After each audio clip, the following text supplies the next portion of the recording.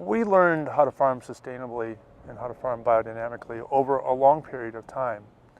And that learning will never cease. We're always learning new things. We're being taught by our vineyard, by our land, by this ecosystem that's been created here, how to farm. So we listen to our farm with very carefully. And the beauty of what happens here in the vineyard is what allows us then in the winery to create wines that don't have to be made. You know, I'm the winemaker here, but I don't like having to make wines. Making wines is a process by which you add ingredients and you manipulate flavors. Our wines are made naturally without additives. So the yeast that ferments our wines is the yeast that comes from our vineyard soils. We're not having to add acids or sugars or coloring agents or enzymes or tannins.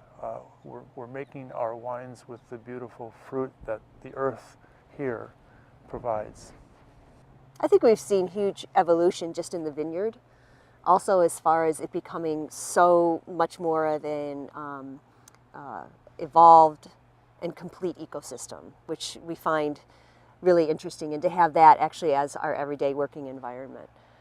So just the purely just the amount of animals, wild creatures that live in our vineyard, and the beneficial insect habitat that we have here really affects the way we work and affects the type of wine that we're able to produce.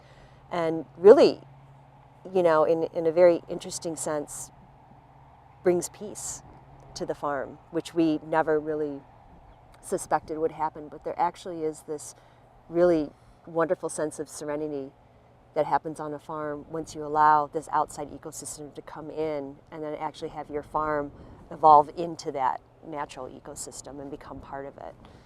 And then the wines become part of that too.